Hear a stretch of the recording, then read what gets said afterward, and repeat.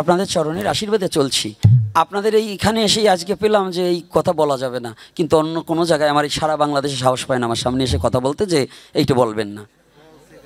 কিন্তু যেই বলুক আমি চরণে হাত রেখে বলি, আপনারা সমাজকে এগিয়ে দেন, হ্যাঁ আস্তে সমাজকে এগিয়ে দেন। নর নারী 15 দিনের বাচ্চা নিয়ে প্রয়োজন বোধের পথে নামবো যতদিন পর্যন্ত আমাদের অধিকার আদায় না হবে। এইবার প্রশ্ন করছে দান, আমি তো অত কিছু পর বলতে পারবো না। এ প্রথম করছে দান, সনাতনে ধর্মে কি সুদ খাওয়ার বিধান আছে কি?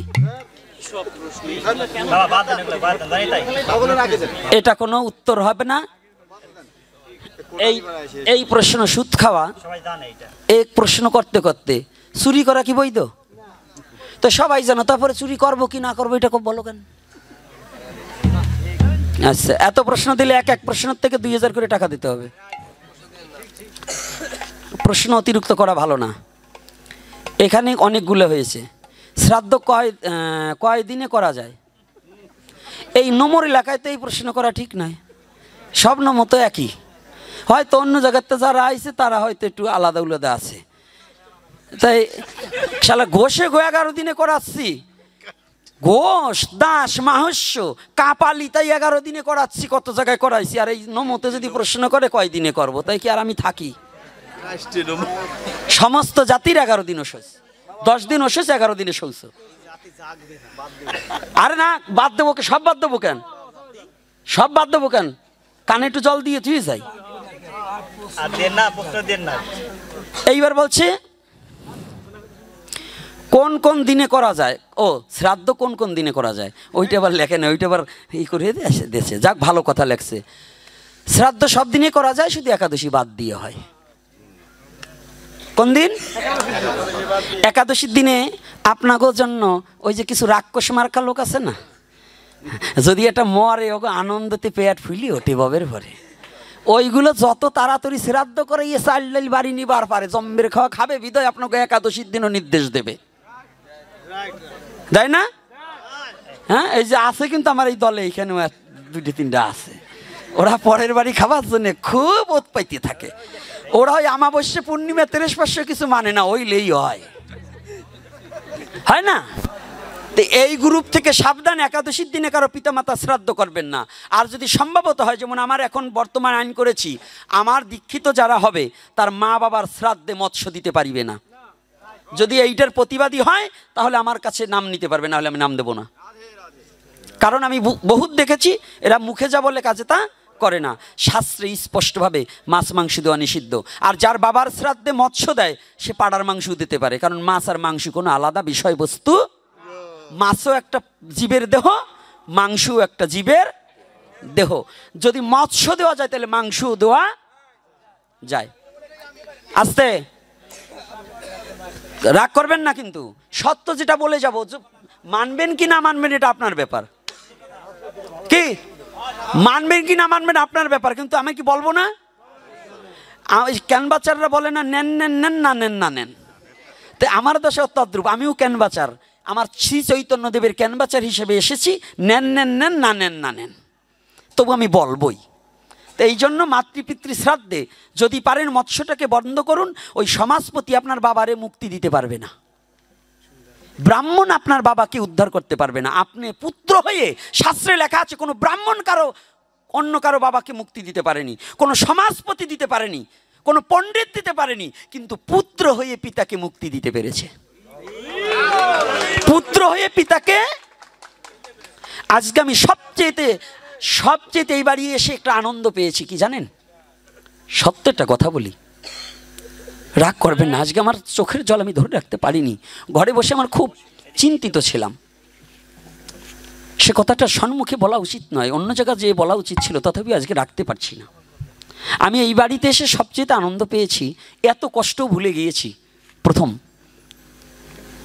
সেটা হচ্ছে আমার নকুল বাবা আর কিছু সম্পদ করুক না করুক, একটা কৃষ্ণ ভক্ত পুত্র জন্ম দিয়েছে। আমার নকুলের, আমি তো ওনাদের কাকা গুরু, তো সেই হিসেবে বলছি আমার নকুলের জীবন সার্থক। কারণ 10টা সন্তান অসুর জন্ম না দিয়ে শিক্ষিত বড় প্রভাষক করেও যদি সে সন্তান শুদ্ধ কৃষ্ণ ভক্ত না হয়, ওটাও অসুরের খাতায়। এই 10টা ডিসি তৈরি না করে, জন্ম না দিয়ে, একটা শুদ্ধ কৃষ্ণ ভক্ত সন্তানও যদি কোনো মা বাবা জন্ম দিতে পারে, ওই কৃষ্ণ ভক্তির জোরে পিতামাতার সমস্ত অপরাধ মুক্ত করে দিয়ে পুত্র পারে ভগবানের চরণে তার পিতামাতাকে পৌঁছিয়ে দেওয়ার জন্য। আজকে সেই জিনিসটা এসে এই বাড়িতে এসে দেখলাম, আমার নকুলের চেয়ে ভক্তি মার্গে তার পুত্রটা বেশি। তো কষ্ট পাবেন না বলুন? আপনারা যেন আমার বাবা নকুলের সাথে চলেছেন, আমার নকুলের জীবন ধন্য হয়েছে একটাই কারণ, জেনেই আনুক আর না জেনেই আনুক, ওই সন্তানটাকে জন্ম দিয়েই ওর জীবনটা ধন্য। তাই আমি অনুরোধ করব,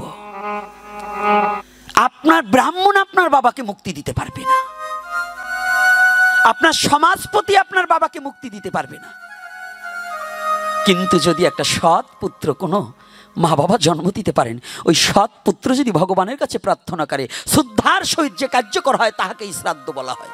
শ্রাদ্ধ খালি দান ধ্যান করলেই হয় না। ভগবান বিষ্ণুর চরণে পিণ্ডদান করা বাধ্যতামূলক। আপনারা মাছ মাংসটাকে পরিত্যাগ করার চেষ্টা করবেন। হে যুব সমাজ, বাবা আমি তোমাদেরকে অনুরোধ করছি, আমি বৃদ্ধদের পারবো না, কারণ ওদের ঘেটির রক 3টে বেঁকা। বুঝতে পারছেন? কিছু কিছু বৃদ্ধ আছে, ওদের ঘেটির রকই 3টে বাঁকা। ওরা জীবনে শাস্ত্রও মানবে না, কারো কথাও মানবে না। কিন্তু তোমরা যারা ইয়ং জেনারেশন আছো, তোমরা আমার সমাজকে পাল্টিয়ে দাও, কুসংস্কারকে দূরে দাও। তোমরা সঠিক সত্য সনাতনকে বিশ্বের মাঝে প্রতিষ্ঠিত করে জগৎকে দেখিয়ে দাও সনাতন কোনো মিথ্যা কথা বলে না, সনাতন কোনো অসত্যের পথে চলে। এটাই আমার সনাতনের বৈশিষ্ট্য। এজন্য এগিয়ে দাও। খালি মায়াবাদী কান্না কেঁদে কোনো লাভ নাই।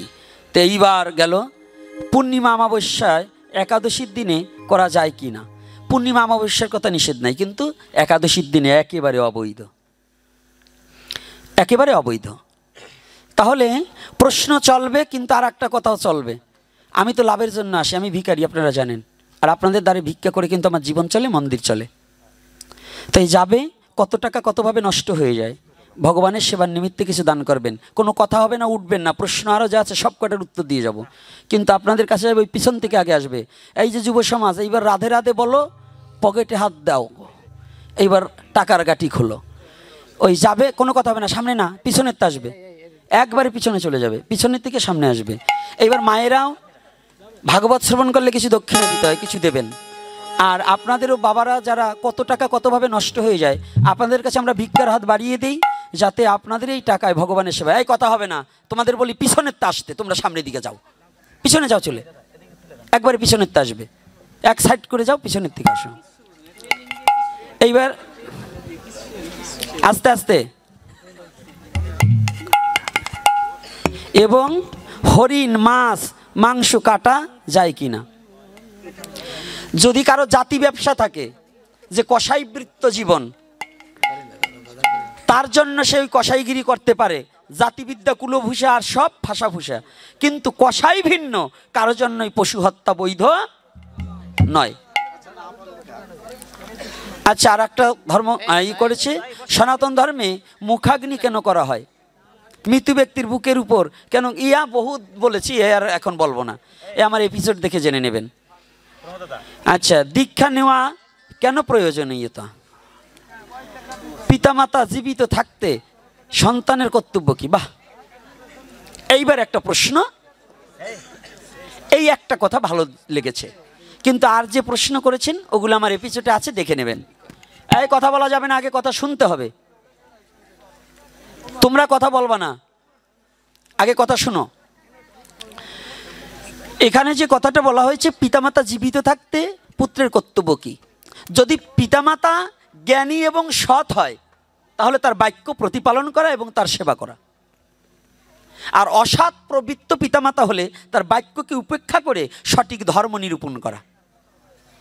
কি বাবা, অসৎ পিতামাতা আছে না? আছে কি না? তাহলে ছেলেদেরই শুধু দোষ, মা বাবার দোষ নেই? তাহলে সঠিক মা বাবা হতে হবে। আর সঠিক মা বাবা হতে হলে কি হতে হবে? তার মিথ্যাচারিতা, অন্যায় সন্তানের সামনে তার কখনো মুখ খারাপ করা যাবে না এবং অবৈধ কোনো কর্মকাণ্ডে লিপ্ত হওয়া যাবে না। তাহলে আমার সন্তান আমার কাছ থেকেই শিখবে। যেমন স্ত্রীরা যেমন স্বামীকে বাবা ডেকে তার পুত্রকে বাবা শিখায়, তদ্রূপ আমার আচরণ দিয়ে আমার পুত্রকে শিখাতে হবে কোনটা ভালো কোনটা। কি কষ্ট হচ্ছে নাকি কথা শুনতে? এগুলো কি ন্যায্য কথা না অন্যায্য? হ্যাঁ, সঠিক না মিথ্যা? তাহলে আজকে দেখুন এইখানে কি বলছে, দীক্ষা নেওয়া কেন প্রয়োজনীয়তা। দীক্ষা মানে ভগবান প্রাপ্তি নয়, দীক্ষায় দক্ষতা বাড়ে। দীক্ষায় কি বাড়ে? কিসের দক্ষতা বাড়ে? না, আমি যে পথ দিয়ে এসেছিলাম ওই পথটা তো ভুলে গেছি, ওই পথটায় যেখান থেকে এসেছিলাম সেইখানে যাওয়ার পথটা খুঁজে পাওয়া যায় দীক্ষায়। তবে দীক্ষা নিলেই হবে না। একজন পথিকের কাছে জিজ্ঞাসা করলেন, আপনি এখান থেকে ভাঙারহাট কোন দিকে যাবেন? তো একজন দেখিয়ে দিল, এই রাস্তা দিয়ে ওই রাধাগঞ্জ হয়ে যাবেন। এখন আপনি যদি ওদিকে না গিয়ে উল্টো দিকে হাঁটেন তাহলে যেতে পারবেন? তাহলে দীক্ষা নিলেই হবে না, দীক্ষাটাকে জপ করা এবং গুরু নির্দেশিত পথে থাকা প্রয়োজন এবং সদ্গুরু থেকে দীক্ষা নেওয়া একান্ত প্রয়োজন। সদ্গুরু কারা? মহাপ্রভুর আদর্শটাকে মানে যারা। শুধু মহাপ্রভু নয়, আমাদের সনাতন ধর্মে বহুবিধ মতপথ থাকতে পারে, শৈব, শাক্ত, গাণপত্য, সৌর, এই মতের মধ্যে। তারপরে গুরু পরম্পরা থাকতে হবে, গুরুদেবের আচরণগুলো থাকতে হবে।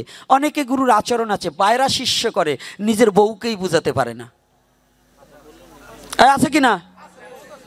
বাইরা শিষ্য করে একেবারে সবাইকে বুঝালো, কিন্তু নিজের ছেলে মেয়েই অমানুষ, তা পরিচয় দেওয়ার মতো কায়দা নেই। আছে না? ওই রকম গুরুর কাছের থেকে মন্ত্র নিলে আপনারও হরিবল। এজন্য দীক্ষা নেওয়ার আগে অন্তত গুরুকে ম্যাক্সিমাম 6 মাস পর্যন্ত তাকে ট্রাই করতে হবে, পাইলেই দীক্ষা নেওয়া যাবে। গুরুকেও ট্রাই করুন। খালি গুরুদেব ভালো শিষ্য তাজা মোটা করবে তা নয়, গুরু শিষ্যরও গুরুদেবকে যাচাই বাছা করার প্রয়োজন আছে কি না? তাহলে আমরা কি করব? কি গুরু করার আগে যাচাই বাছাই করব না? তাহলে ভগবানকে পেতে হলে আমার দক্ষতার প্রয়োজন আছে। আর এই দক্ষতাই একমাত্র, যেমন স্কুলে না গেলে অঙ্ক শেখা যায় না, তদ্রূপ দীক্ষা না নিলে ভজনের পথ কখনো খুঁজে পাওয়া যায় না। বলো না গো রাধে রাধে। আজকাল তো অমক অমক অমক নন্দজি বাবারজি মহারাজ, যত নামের টাইটেল বড় তার কাছে যে দীক্ষা নিতে হয়, কিন্তু তার কর্মটা কি এটাও দেখতে হবে। আপনারও কর্ম করতে হবে। যেমন আপনারা হিন্দু বাড়িতে মুরগি ছাগল যারা পোষেন, এগুলো বৈধ নয়। মুরগি ছাগল পোষা বৈধ নয়। এই যে মায়েদের আজকে মস্তকে ঢাকার কথা বলছি, অনেকের মস্তকে কাপড়ই নেই। এত বলার পরেও যারা এই কথাগুলোকে শুনেন না, তাহলে আপনারা ভাগবতে আসবেন কেন? আসতে তাহলে ভাগবতে এসে কখনোই যদি কথাটাকে আপনি প্রতিপালন না করতে পারবেন, তার জন্য ভাগবত নয়। উপদেশ তাকে দিও যিনি উপহাস করবে না। এমন কোনো ব্যক্তিকে উপদেশ দিও না যে উপহাস করে তোমার কথাটাকে গ্রহণ করবে না, এই ব্যক্তিকে উপদেশ দেওয়া যাবে না। সনাতন ধর্ম এই পৃথিবীর শ্রেষ্ঠ ধর্ম। আর এই ধর্মের আদর্শটা যদি কেউ জোর করে, এই ধর্ম কাউকে চাপানো হয় না, এই ধর্মটা ভালোবাসার সহিত গ্রহণ করতে হয়। রাধে রাধে। এই যে দেখুন বর্তমান সিচুয়েশনে সারা পৃথিবীর ইস্কনের যিনি এখন অন্যতম গুরু, তিনি কে? ভাই, স্বামী জয় পতাকা মহারাজ। এই স্বামী জয় পতাকা মহারাজ কোন, এর জন্ম কোন ধর্মে? হ্যাঁ, তাকে কি জোর করে আনা হয়েছে? সে ভালোবেসে অভয়চরণা ভক্তি বেদান্ত প্রভুপাদের শ্রীপাদ পদ্মাত্ম সমর্পিত চিত্ত করে এই সনাতন ধর্ম ভালোবেসে আজকে পৃথিবীর মধ্যে আলোড়ন সৃষ্টিকারী অন্যতম গুরু হয়েছে। তাহলে সনাতন ধর্ম কি দেয়? প্রেম দেয়। সনাতন ধর্ম কি দেয়? ভালোবাসা দেয়। সনাতন ধর্ম কি দেয়? সততা দেয়। সনাতন ধর্ম কি দেয়? সরলতা দেয়। সনাতন ধর্ম কি দেয়? পবিত্রতা শিক্ষা দেয়। সনাতন ধর্ম কি কয়? সৎ পথে চলার শিক্ষা দেয়। তাহলে সেই ধর্মটার নামে কি? সনাতন ধর্ম। আর কি দেয়? অহিংসা শিক্ষা দেয়। সনাতন ধর্ম কাউকে হিংসা শিক্ষা দেয়? তাহলে সেই ধর্ম আমার ধর্মের নাম কি? আগে সনাতনের সাথে পরিচিত হতে হবে, তারপরে আপনি ভাগবতীর কথা বলেন, চৈতন্য চরিতামৃত বলেন, চৈতন্য মঙ্গলের কথা বলেন, অমিয় নিমাই চরিত বলেন, চৈতন্য ভাগবত বলেন, বিদর্ভ মাধব বলেন, বিদগ্ধ মাধব বলেন, ও তারপরে অন্যান্য গ্রন্থ যত যা আছে, পৌরাণিক যত পুরাণ বলেন, সমস্ত পড়ে। কিন্তু আগে আপনার ধর্মের সাথে পরিচিত হওয়ার প্রয়োজন আছে কি না? তা আজকে হ্যাঁ যুব সমাজ কি বাবারা, এরপর থেকে কি সৎপথে চলতে পারবো কিনা? আমরা অন্যায়ের বিরুদ্ধে লড়তে পারবো কিনা? তা আজকে আমার নকুল বাবা তার অক্লান্ত পরিশ্রমে তার পুত্র একই মাত্র পুত্র, তাই তো? দুইজন নাকি? তার পুত্রদয়ের অক্লান্ত পরিশ্রমে আজকে যে আপনাদের সাধুগুরু বৈষ্ণবকে ডেকেছে, আজ পুণ্য লগনে পুণ্য তিথিতে, আজকের তিথিটা কি জানেন? কি একাদশী বাবা? আজকে কি উঠাবে গো? কি উঠবে? ভগবান। আরে শুধু ভগবান উঠবে না, নিজেকে উঠাতে হবে। কুলকুণ্ডলিনী শক্তিকে আজকে একটু 5 মিনিট অন্তত 10 মিনিট ধ্যান করে ওইটাকে একটু জাগাবার চেষ্টা করতে হবে। খালি শিক্ষা মন্ত্র নিলে কাজ হবে না, কানে ফু নিলে কাজ হবে না, একটু কর্ম করতে হবে। আজকে সেই কর্মের রাত। আজকে রাতটা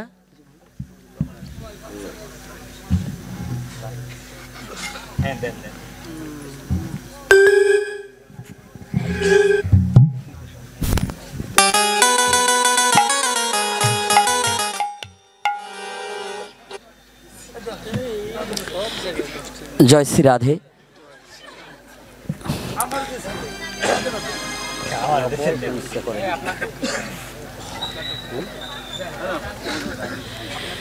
আজকে যে বাড়িতে আমরা উপনীত হয়েছি, আমার বাবা নকুল বাবা, আমি যখন কাশিমপুরে থাকি তখন আমার বাবা মন্ত্র নেছে, তাই তো বাবা? হ্যাঁ, তা আমাদের শ্রদ্ধাভাজন কাশিমপুরের গদির গোসাই ছিলেন শ্রী শ্রী গৌরগোপাল গোস্বামী মহাশয়। তারই প্রতিষ্ঠিত, তিনারই প্রতিষ্ঠিত এই মন্দিরটা। এই মন্দির প্রতিষ্ঠিত করার জন্য আমাকেই গোসাই বলেছিলেন আসার জন্য। আমার দুর্ভাগ্য, তখন আমার একটা প্রোগ্রাম ছিল, আমি আর আসতে পারিনি। তথাপিও আমাদের সেই পরমারাধ্য শ্রী শ্রী গৌরগোপাল গোস্বামী এহলোক থেকে পরলোকে গমন করছেন। আপনারা সকলে একটু প্রার্থনা করবেন, তার আত্মাটা যেখানেই যে অবস্থায় থাকুক না কেন, তার আত্মাটা যেন ভগবত ধামে পৌঁছাতে পারে। আর যে বাড়িতে আমার নকুল বাবা এসে, তারই এই ভিটা, জন্মভিটা। আপনারা সকলে একটু আশীর্বাদ করবেন, তার পুত্র পুত্রাদির যাহাদের ভগবান দিয়েছেন, তাদের হৃদয়ে দুর্বুদ্ধি নাশ হয়ে যেন শুদ্ধ কৃষ্ণ প্রেম ভক্তি জাগ্রত হোক, আর আপনাদের মতো সাধুগুরু বৈষ্ণবের সেবা করতে পারে। এই আশীর্বাদ সকলে করবেন। আর দ্বিতীয়ত আর একটা কথা বলছি, আমি আর দীর্ঘায়ী করব না। দীর্ঘায়ী করতে গেলে আমার একটু ওদিকে সমস্যাটা হয়ে যাচ্ছে। আর একটু যদি এর পরে আপনাদের চৌরিবাড়ি আসি 4 তারিখে বোধ হয়। হ্যাঁ, চৌরিবাড়ি কয় তারিখে? 5 তারিখ। আচ্ছা, চৌরিবাড়ি আছি 4 তারিখ না 5 তারিখ, ফেসবুকে দেওয়া হবে। আপনারা কৃপা করে চৌরিবাড়ি আসবেন, ওখানে অ্যালার্ট থাকবে। তারপরে খালিয়ে কয় তারিখে? আগামী শুক্রবারে খালিয়ে আছি। শনিবার? ও যাক, 30 তারিখ শনিবার। আমার আবার অত মনে থাকে না, এখন মনটা একটু অন্যরকম হয়ে গেছে। তাই 30 তারিখ শনিবার আপনারা খালিয়াতে আসবেন। পালপাড়া না? পালপাড়াতে। তাই কৃপা করে আপনারা সকলে আসবেন। মায়েরা বাবারা দূর দূরান্ত থেকে আসবেন। আপনাদের সাথে আরও আমাদের আপডেট কিছু কথা হবে, সংবাদ হবে। আপনারা কেমন থাকেন কি না থাকেন আমাদেরকে জানাবেন। আর সনাতনী কোনো সমস্যা হলে পরে আপনারা সকলে সঙ্গবদ্ধ হয়ে কাজ করবেন, সকলে সঙ্গবদ্ধ হয়ে। আমরা একটা জিনিস, আমাদের স্লোগান একটা, জাতপাত দূর করো, হিন্দু হলে বিয়ে করো। আর কি কোনো গোত্র বর্ণ কিছু আমরা মানি না, আমরা সব সনাতনী। আমরা কি কোনো ব্রাহ্মণ বৈশ্য ক্ষত্রিয় শূদ্র এর সাথে আমরা কিচ্ছু দেখবো না। আমরা এখন একটাই স্লোগান, আমরা কি? তাহলে এই সনাতনীর মধ্যে মেতর মুচি কোনো বাছাবাছি নাই, মনে থাকবে তো? উপযুক্ত হলে পরে বিয়ে করলে কোনো দোষ নাই। আর যদি তোমাদের মা বাবা মানি না নাই, উপযুক্ত বয়স হতে হবে। অন্যায় করলে আমি অন্যায়কারীর সাথী নাই। যদি তোমাদের উপযুক্ত বয়স হয়, যদি কোনো সনাতন ধর্মের মধ্যে তুমি ব্রাহ্মণের ছেলে, যদি ঋষির মেয়ে পছন্দ হয়, তোমার মা বাবা মেনে নেয় না, তোমরা আমার কাছে ওই মেয়ে নিয়ে চলে যাবে, আমি বিয়ে দিয়ে আমার কাছে রেখে দেবো, তাতে কোনো অপরাধ নেই। এবং কোনো পাপ নেই, আমি কথা দিয়ে যাচ্ছি। কিন্তু তথাপিও অন্য ধর্মের সনাতন ব্যতিরিকে কোনো ছেলে মেয়ে যেন গ্রহণ করা হয় না। মনে থাকবে তো? কি মনে থাকবে? কি তোমরা করো না কি অন্য ধর্মে ঠিক করছো নাকি? তাকে হাওয়া না কিছু বলো না কেন? মানে মৌন থাকা মানে কি? হ্যাঁ, মৌন থাকা সম্মতির লক্ষণ না? তা সাবধান। তাহলে আর দীর্ঘায়িক না করে আজকের মতে না থাক, আর একটু বলে নিই, না বলেও পারছি না। তাহলে আগামী দিন প্রবচন করবেন অজিত কৃষ্ণ দত্ত, নাকি? অজিত দত্ত আপনাদেরই পাশের ছেলে। তবে একটু বলে দেবেন যেন আমাদের সঙ্গবদ্ধ হওয়ার কিছু মেসেজ দেন। এইটা আপনার একটু সবাইকে, যত পাঠক আসুক, আমাদের সঙ্গবদ্ধ হতে হবে। আর গ্রামে কোনো দলাদলি থাকলে দল টল শেষ করে দেবেন। কোনো দল নেই, আপনি দল করবেন পরে, আগে বেঁচে থাকতে পারলে তো দল। যদি আমিই মরে যাই দল হবে? তাহলে আগে কি আমরা একতাবদ্ধ হতে হবে। আর এই একতাবদ্ধ হওয়ার নামই ধর্ম। কি বাবা, হিংসার নাম ধর্ম না? আমরা ভালো থাকার নাম ধর্ম। তাহলে আমরা কোনো হিংসা করব, আমরা সঙ্গবদ্ধ হয়ে চলবো।